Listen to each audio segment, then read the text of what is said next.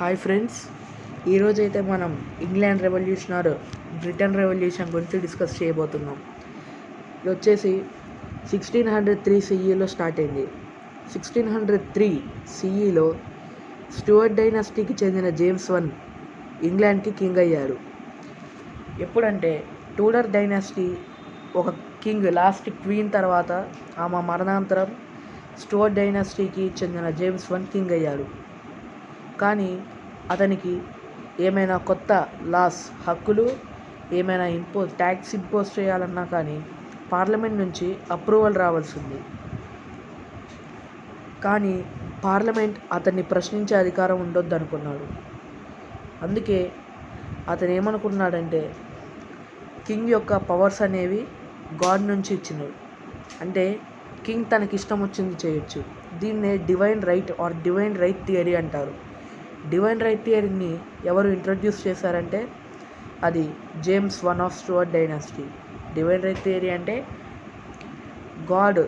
God మాత్రమే powers కింగ్స్కి ఇచ్చాడు.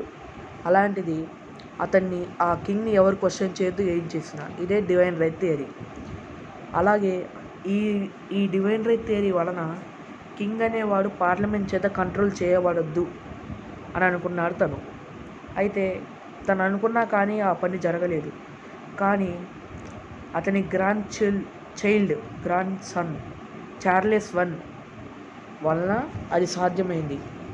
అతను 11 సంవత్సరాల నిరంతర యుద్ధంతో పార్లమెంట్ని ఓడించి ఇక స్వతహాగా రూల్ చేయడం స్టార్ట్ చేశాడు. కానీ 1640 సిఈలో అతనికి డబ్బు కావాల్సి వచ్చింది, ఎందుకంటే యుద్ధాలు చేయడానికి. అందుకే ఇక చేసేదేమీ లేక పార్లమెంట్ని మళ్ళీ క్షమించమని అలాగే తనకి హెల్ప్ చేయమని కోరాడు. కానీ ఇప్పటికే పార్లమెంట్ని ఓడించడం వలన పార్లమెంట్ కోపంతో హెల్ప్ చేయనని అన్నది. దానివల్ల మళ్ళీ పార్లమెంట్ తోటి యుద్ధాలు చేశాడు. ఈ యుద్ధం అనేది 5 సంవత్సరాలు కొనసాగింది.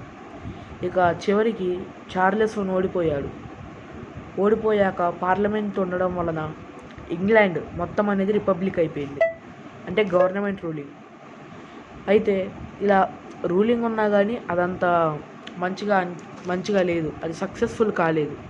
చివరికి 1688లో చార్లెస్ I యొక్క గ్రాండ్ డాటర్ మేరీని ఆమె భర్త విలియం ఆఫ్ ఆరెంజ్ని పార్లమెంట్కి ఇన్వైట్ చేసి ఇంగ్లాండ్కి కింగ్స్ అండ్ క్వీన్స్ చేశారు.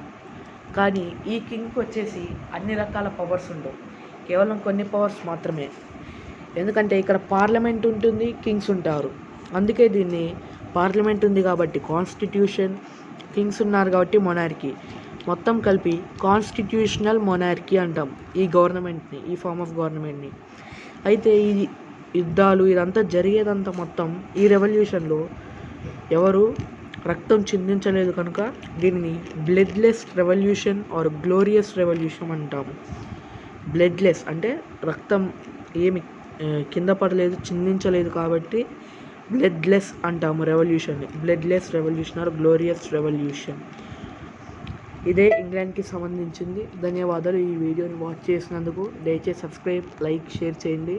బాయ్.